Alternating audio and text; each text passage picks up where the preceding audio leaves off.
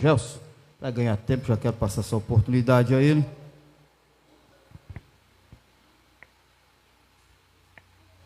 Quero cumprimentar a amada igreja com a paz do Senhor Jesus. Amém. Para não perder tempo, convido os irmãos a abrir a Bíblia juntamente comigo aqui. Filipenses capítulo 4. Vamos ler o tema do propósito desta campanha do mês de janeiro.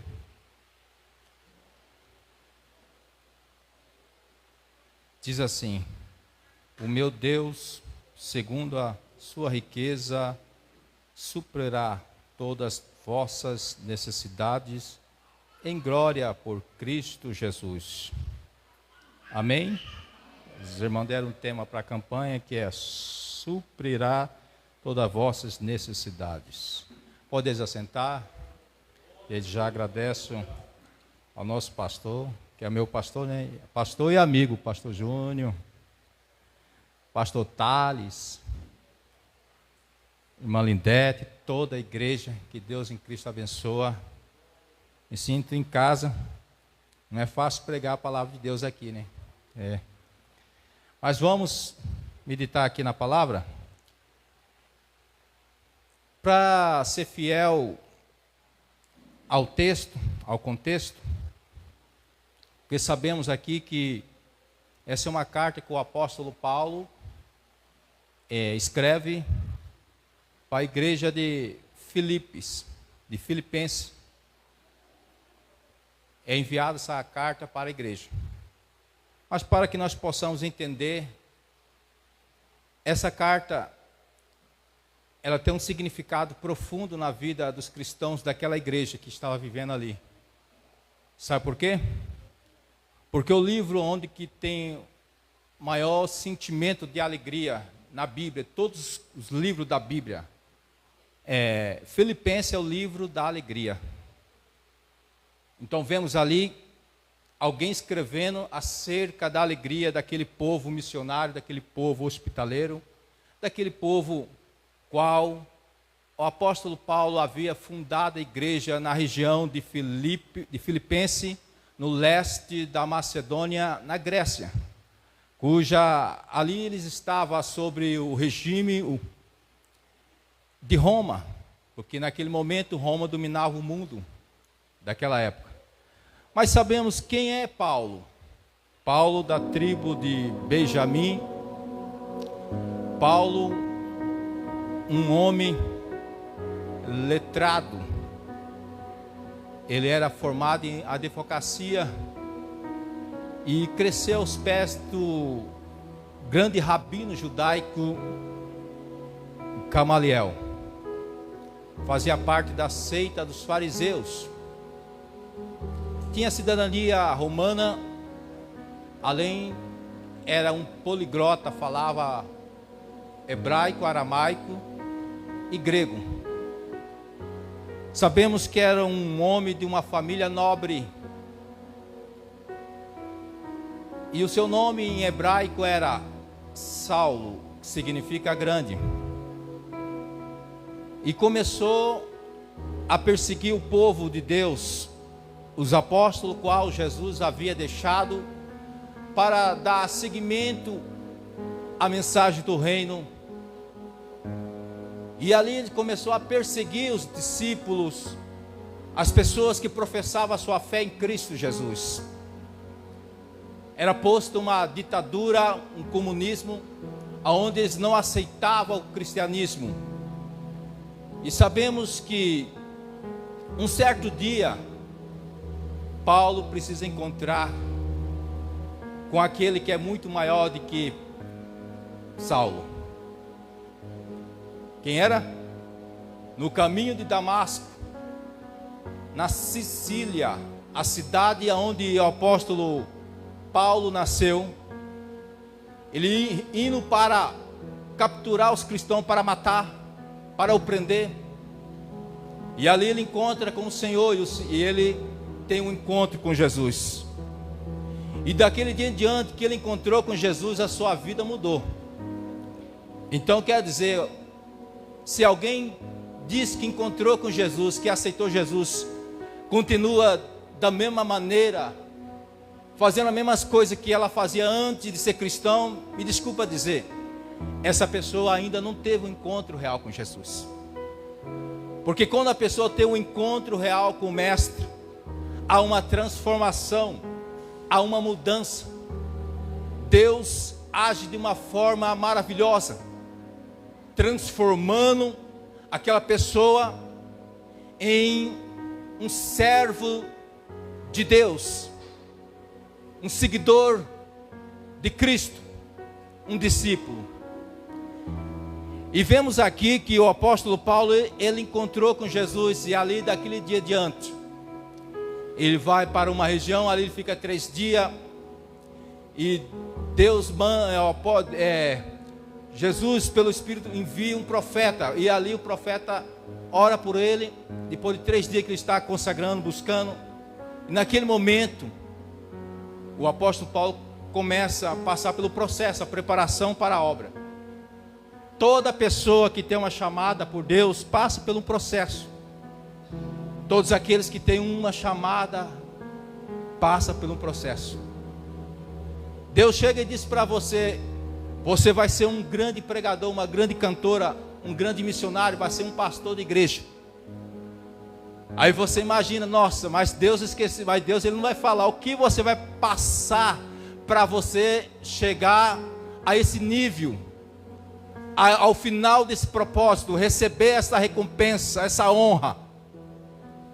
O processo é doído, não é fácil. Mas no processo nós temos que entender uma coisa, que nós devemos ser alegres. No processo não devemos demonstrar tristeza.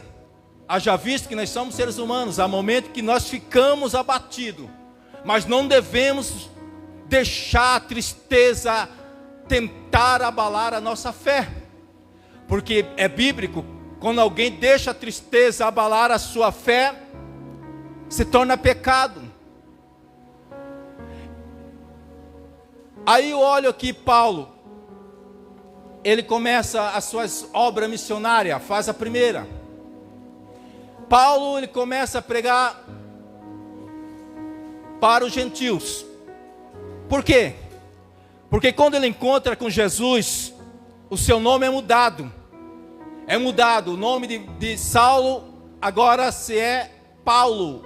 Paulo é no latim, na língua romana, significa pequeno. Para a gente fazer a obra de Deus, temos que ser pequeno.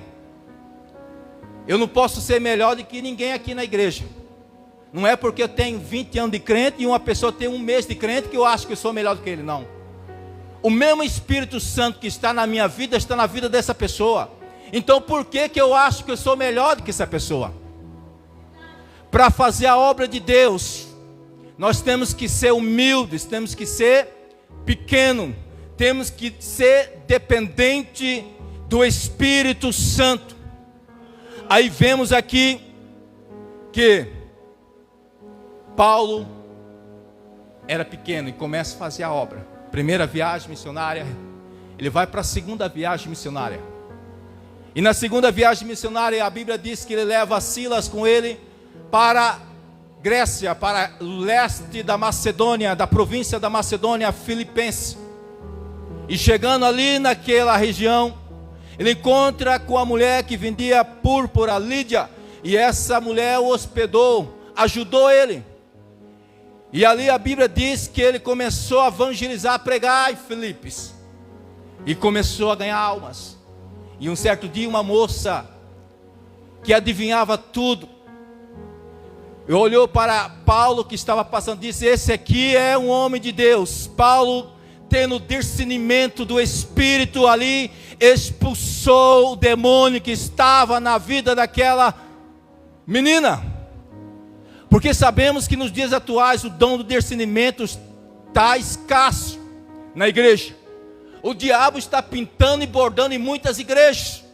O diabo talvez fale em mistério. E temos que ter o dom do discernimento para não cometer erro. Porque a pessoa que tem um dom do discernimento, ele sabe se aquela pessoa que está sendo usada por Deus é Deus ou inimigo. Aí vemos aqui Paulo, aquela moça liberta. Só que existia um problema, que aquela moça dava dinheiro para os seus senhores. E ali se levantaram contra o apóstolo. Porque quando você começa a fazer a obra de Deus, quando você começa a fazer o que Deus manda você fazer, sabe o que vai acontecer? Você vai começar a levar pedrada. Vai começar a levantar contra você. Sabe por que você está sofrendo, passando por esse processo? É porque você está fazendo a vontade de Deus. E quando você faz a vontade de Deus, o inimigo não fica feliz. Então ele vai se levantar contra a sua vida para tentar fazer você parar. Mas eu digo para você nesta noite, não para. Porque Deus é contigo. Porque Deus está na sua vida. Porque o Espírito Santo do Senhor está dentro de você. Aí sabe, Paulo é levado para a prisão. E na prisão ele e Silas. Imagino eu que ele já tinha levado uma surra, estava com o corpo todo dilacerado. E ali eles ali na prisão, eles poderiam se entregar. Ele poderia deixar a tristeza tomar conta do seu coração. Eles poderiam entrar em depressão. Mas eles, a Bíblia diz que quando estás triste, pega uma harpa, começa a cantar, a louvar o Senhor. Agora imagina as pessoas que têm uns dons do louvor. É muito maravilhoso. Quando você está angustiado, você começa a cantar e começa a se alegrar, e o Espírito Santo começa a transmitir alegria sobre a sua alma. E sabe o que é que acontece? Paulo e Silas, eles começam a cantar, começam a adorar o Senhor. A Bíblia diz que eles começam a orar e entoar louvores ao Senhor. Em meio ao sofrimento, em meio à luta que você está passando, não é para você baixar a sua cabeça, não. Não é para você dizer assim, eu não vou vencer, eu não vou conseguir. Mas é para você levantar a sua cabeça, porque você é um vencedor. Comece a cantar. Porque alguns momentos da minha vida, quando eu estava angustiado, e eu ouvi alguns louvores, e ali parece que aquela tristeza, aquela angústia começou a sair do meu coração, e naquele momento as lágrimas começavam a descer sobre o meu rosto, e naquele momento quando as lágrimas desciam sobre o meu rosto, era como se toda a angústia estava saindo do meu corpo, e a alegria do Espírito Santo estava tomando conta do meu coração. E naquele momento Paulo e Silas começam a adorar o Senhor. Ele começa a adorar. Imagino eu que milhares de presos naquela prisão estavam ouvindo eles adorar a Deus. E eles ali adorando a Deus, de repente algo sobrenatural aconteceu. Deus quer agir na sua vida, mas é preciso que você não se entregue. Que você levante a sua cabeça, que você continue orando, que você continua adorando a Deus, porque Deus quer fazer um milagre na sua vida, porque Deus quer virar o seu cativeiro, Ele quer mudar a sua história.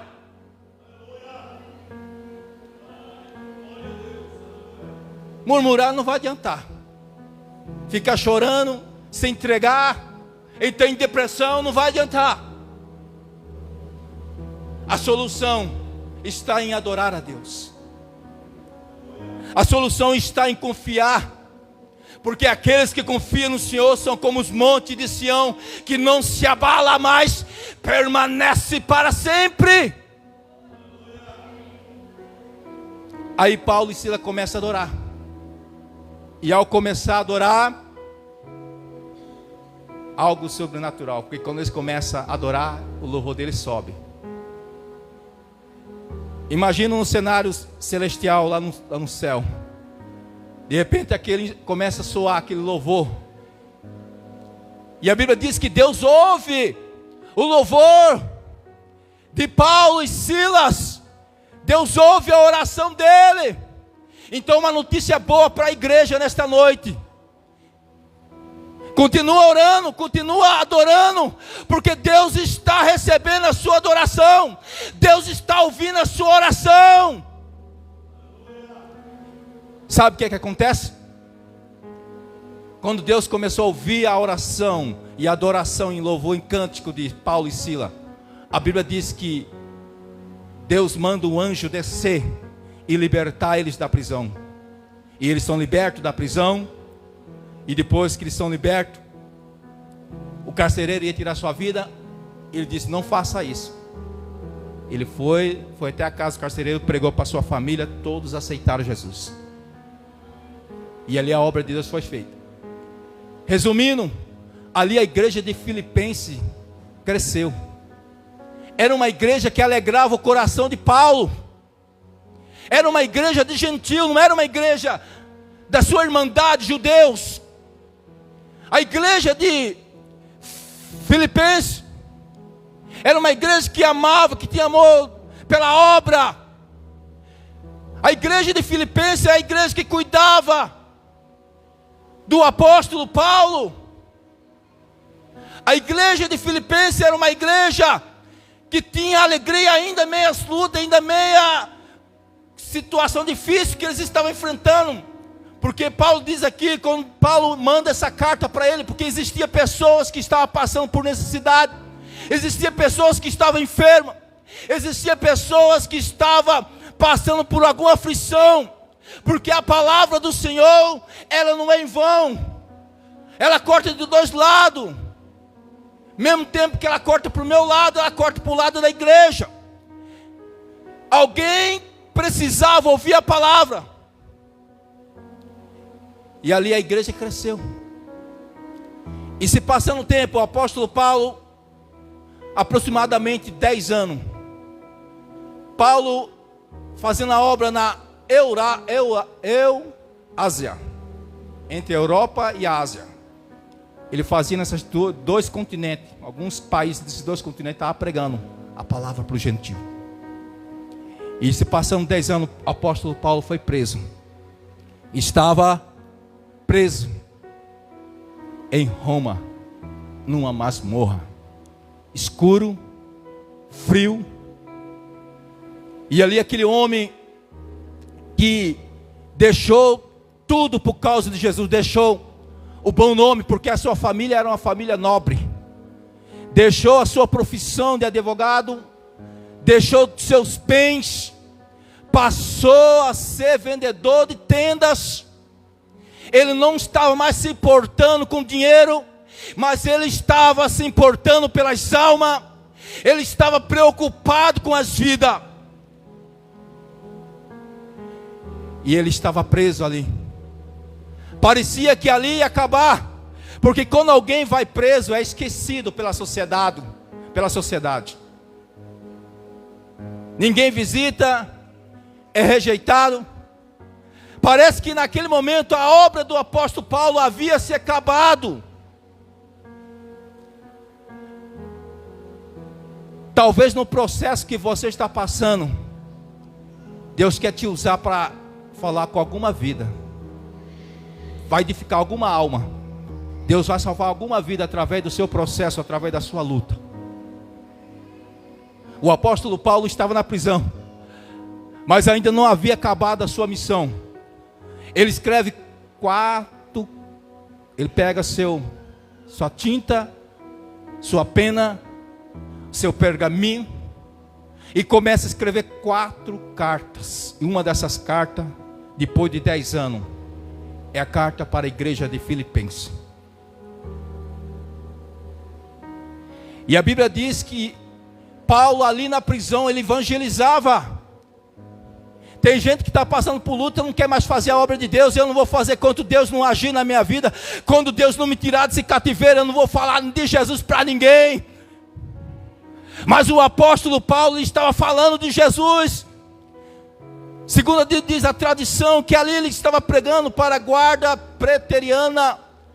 Era a guarda real do Império Romano, que estava ali para guardar, para vigiar o apóstolo Paulo.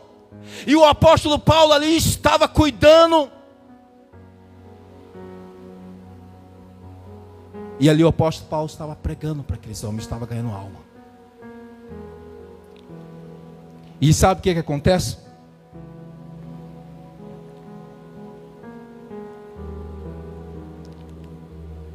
Sabe o que acontece? A igreja de Filipenses manda um discípulo. Se passam 10 anos. E o nome dele era Epafrodito. Deixa eu olhar aqui.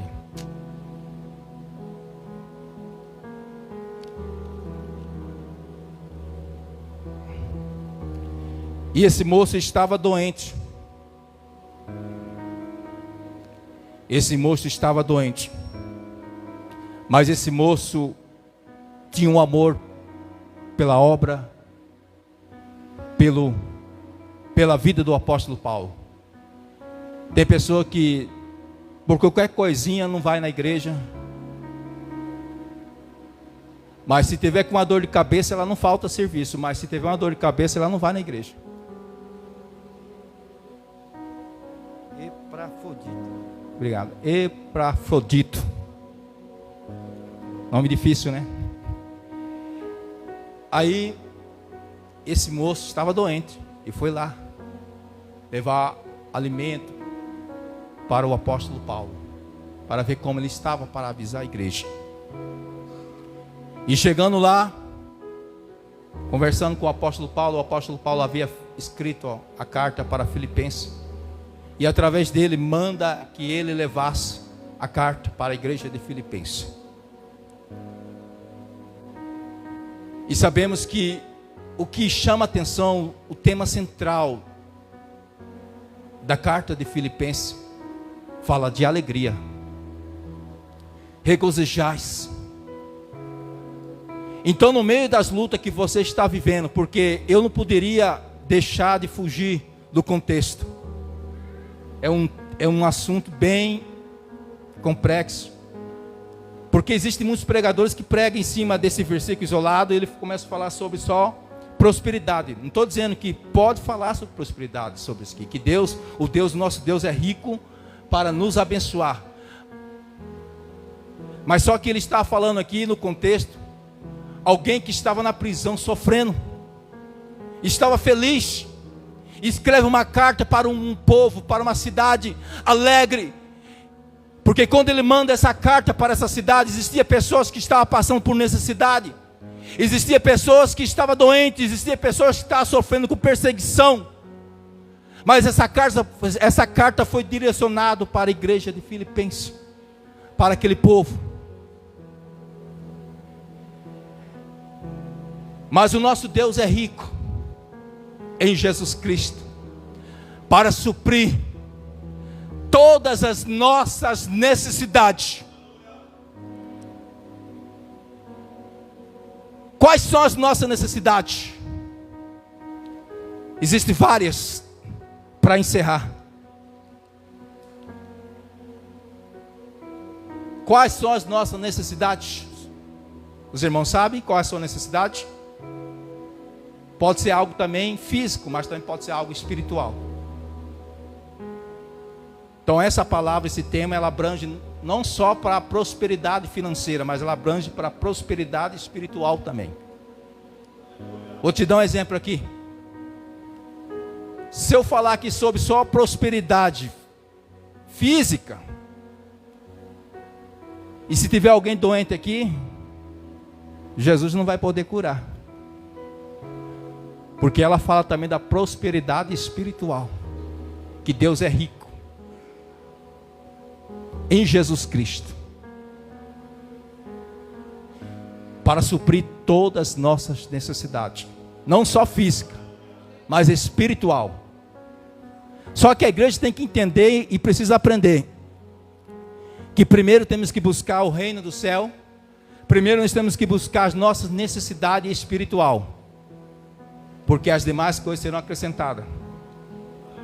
Segue o exemplo do apóstolo Paulo. Era um homem rico, um homem de um nome, de um bom nome, de uma família nobre, tinha tudo, largou tudo por causa de Jesus, e no final morreu numa prisão. Só que ele dizia que a tribulação, o sofrimento dessa vida não se compara com a glória que ele ia receber lá no céu. O que você está passando não vai se comparar ao que Deus tem para você lá no céu. Mas nessa noite eu trago duas mensagens para a sua vida, duas mensagens proféticas. A primeira, espiritual. Que Deus te enche, que Deus te usa, que Deus te cura, que Deus te enche de dons, que Deus te santifica. Se você tiver tudo isso, você está preparado para receber o físico. Você não vai colocar o seu coração no dinheiro. Deus irá prosperar você. E você vai ajudar as pessoas com os bens que Deus te dá. Tem muitas pessoas que recebem bens e não ajudam ninguém. Porque o coração dele está preso nas coisas da terra. Quando o nosso coração está preso nas coisas do céu, nós temos compaixão do nosso próximo. Amém? Então, o tema, para encerrar já aqui, Deus suprirá todas as nossas necessidades. Ele está dizendo aqui no plural. Não é só uma necessidade. Talvez você tenha uma necessidade aqui que você está buscando. Talvez eu queira uma cura. Mas talvez Deus tenha algo maior para você, espiritualmente falando. Aprende isso. Busca primeiramente o reino. Que tudo que você necessitar, Deus suprirá sobre a sua vida. Porque a Bíblia diz que Deus é dono do ouro e da prata. Amém? Podeis se colocar de pé a igreja? Aleluia. Glória a Deus. Eu poderia falar sobre só prosperidade financeira, sobre homens que foram prósperos na Bíblia, mas Deus me direcionou para seguir o contexto, respeitar o contexto e lhe mostrar os dois lados da moeda. Glória a Deus. Existe alguma pessoa aqui no evangelho que quer aceitar Jesus nessa noite? Se tiver, eu convido você a vir aqui à frente. Você sabia que a pessoa mais rica do mundo não é o bilionário lá, o Elon Musk, o Joseph Bezos, o Bill Gates? O homem mais rico do mundo, a mulher mais rica do mundo, aquele que tem o Espírito Santo dentro de você. Se nós temos o Espírito Santo, nós somos as pessoas mais ricas do mundo. Quem necessita de oração, quiser vir aqui à frente, tenha liberdade. Vamos estar fazendo uma oração e entregando para o pastor. Glórias a Deus. Peça para Deus primeiro suprir as suas necessidades espirituais nesta noite. Olha o mistério. Quando você busca primeiramente as coisas de Deus, Deus cuida de você, Deus supre tudo que você precisa na terra. Deus te dá tudo. E Deus não é contra a riqueza. Ele não quer que você coloque o seu coração no dinheiro. Mas o Deus que nós servimos é um Deus da prosperidade. Um Deus que pode todas as coisas. E eu creio que Deus pode prosperar algumas pessoas aqui na casa do Senhor para ajudar na obra. Tem pessoas que Deus não pode prosperar, porque se prosperar ele começa a fechar a mão para a obra. Faz um propósito com Deus, diz: Senhor, tira tudo o sentimento, tudo esse desejo de ter, mas não poder ajudar a obra, de não querer ajudar a obra. Vamos orar? Senhor meu Deus, Pai amado, no nome de Jesus Cristo, eu te peço, Senhor, abençoa cada um das tuas filhas, dos teus filhos, as irmãs do círculo de oração, Jesus, os irmãos, a igreja, os obreiros, todos que estamos aqui, Pai, reunidos um só pensamento, um só propósito, um só Espírito. Espírito Santo, eu te peço, Papai, que a maior riqueza na nossa vida é a sua presença. O que nós precisamos é da sua presença. Porque Davi disse: Senhor, pode tirar tudo que eu tenho, toda a riqueza, o bom nome que eu tenho, os status que eu tenho, mas não retira de mim o teu Espírito Santo. Então, Pai, eu te peço no nome de Jesus, que eu sou rico porque eu tenho o teu Espírito Santo na minha vida, e nos enche nesta noite da sua presença, do teu Espírito Santo. Que a tua presença seja de forma latente e vibrante em cada coração nesta noite. Que a sua glória, Pai, seja sobre a vida da tua noiva, seja sobre a vida da tua igreja, e que o Senhor possa derramar a tua mais copiosa e superabundante bênção, e que o Senhor possa abençoar a tua igreja, e que o Senhor possa, meu Pai, derramar cura, abrir porta, abençoar vidas nesta noite. Derrama, meu Pai, as tuas bênçãos, meu Pai, sobre a tua igreja nesta noite. Pai, no nome de Jesus eu peço pela vida daquela criança que também está ali, meu Pai, naquele hospital ali em Barretos. Senhor, venha no nome de Jesus, que essa infecção seja neutralizado pelo poder do nome de Jesus. É no nome de Jesus que eu profetizo a restauração da saúde desta criança que está em Barreto, no nome de Jesus, e que o Senhor abençoe a tua igreja, a tua noiva, nesta noite aqui, no nome de Jesus. Amém.